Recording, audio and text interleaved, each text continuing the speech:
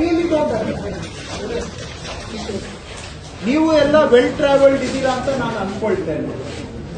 ಬೇರೆ ಕಡೆ ಎಲ್ಲ ನೋಡಿದ್ದೀರಾ, ಅಕ್ಕಪಕ್ಕ ರಾಜ್ಯಗಳಲ್ಲಿ ನೋಡಿದ್ದೀರಾ, ಬೇರೆ ಕಡೆ ಎಲ್ಲಾ ಕಡೆ ಇದೇ ತರ ಪಾಟೋಲ್ ಆಗತ್ತಾ? ಹೋಗ್ಲಿ, ಅವ್ರದ್ದು ಎಸ್ಟಿಮೇಟ್ ನಮ್ದು ಎಸ್ಟಿಮೇಟ್ ಡಿಫ್ರೆನ್ಸ್ ಇದ್ರೆ ಯಾರಾದ್ರೂ ಹೇಳಿ. ಹಾಗಾದ್ರೆ ಏನ್ರಿ ನೀವು ಒಂದು, ಅವರೇ ಬೇರೆ ಎಸ್ಟಿಮೇಟ್ ಮಾಡ್ತಾರೆ, ನೀವು ಬೇರೆ ಎಸ್ಟಿಮೇಟ್ ಮಾಡ್ತೀರೇನ್ರಿ?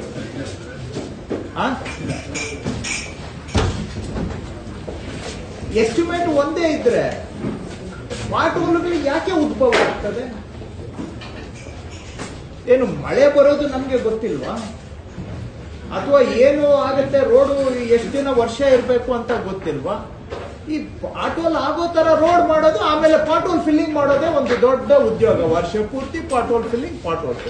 ಮೈ ಸಿಂಪಲ್ ಕ್ವೆಶ್ಚನ್, ಯಾಕೆ ಪಾಟೋಲ್ ಬರುತ್ತೆ?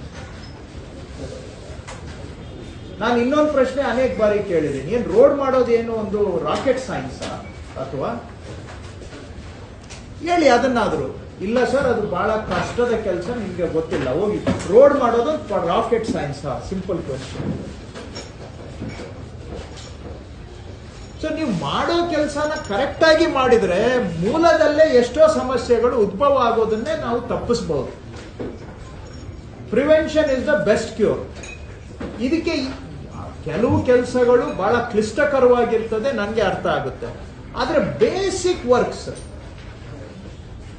ನಾವು ಸರಿಯಾಗಿ ಮಾಡಿದ್ರೆ ಎಷ್ಟೋ ಸಮಸ್ಯೆ ಉದ್ಭವ ಆಗದ ಹಾಗೆ ನಾವು ನೋಡ್ಕೊಳ್ಬಹುದು, ಪ್ರಿವೆನ್ಷನ್ ಮಾಡಬಹುದು. ಸೊ ಇದು ಯಾವಾಗ ಆಗುತ್ತೆ? ಒಂದು ಸಿಸ್ಟಮ್ ಸರಿಯಾಗಿ ನಡೆದ್ರೆ ಇದೆಲ್ಲ ಆಗುತ್ತೆ.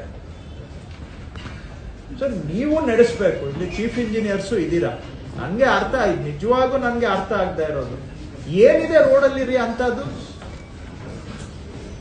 ಈ ಕಡೆಯಿಂದ ರೋಡ್ ಮಾಡ್ಕೊಂಡು ಹೋದ್ರೆ ಆ ಕಡೆ ಪಾಟೋಲ್, ಆಮೇಲೆ ಪಾಟೋಲ್ ಫಿಲ್ಲಿಂಗ್, ವರ್ಷ ಪೂರ್ತಿ ಪಾಟೋಲ್. ಬೆಂಗಳೂರು ಅಂದ್ರೆ ಪಾಟೋಲ್ ಬಿಟ್ರೆ ಇನ್ನೇನು ಚರ್ಚೆ? ಏನ್ ಹೇಳಿಯಪ್ಪ ಯಾರಾದ್ರು ಇಂಜಿನಿಯರ್ಸ್? ಪಾಟೋಲ್ ಇಲ್ಲದೆ ರಸ್ತೆ ಮಾಡ್ಲಿಕ್ಕೆ ಆಗೋದಿಲ್ವಾ? ಬರದ ಹಾಗೆ ಅಕ್ಕಪಕ್ಕ, ಈಗ ನಾನು ಯಾವ್ದು ರಾಜ್ಯ ಹೆಸರು ಹೇಳಲಿಕ್ಕೆ ಹೋಗೋದಿಲ್ಲ, ಎಲ್ಲರೂ ಇದ್ದಾರೆ. ಹೆಚ್ಚು ಮಳೆ ಬೀಳೋ ಕಡೆನೂ ಕೂಡ ಪಾಟೋಲ್ ಇಲ್ದಂಗೆ ರಸ್ತೆ ಮಾಡಿದಾರ ಇಲ್ವಾ? ನಿಮ್ಗೆ ಏನ್ ಕಷ್ಟ? ಸಿಂಪಲ್. ನಾನು ಇದನ್ನು ಒಂದು ಉದಾಹರಣೆ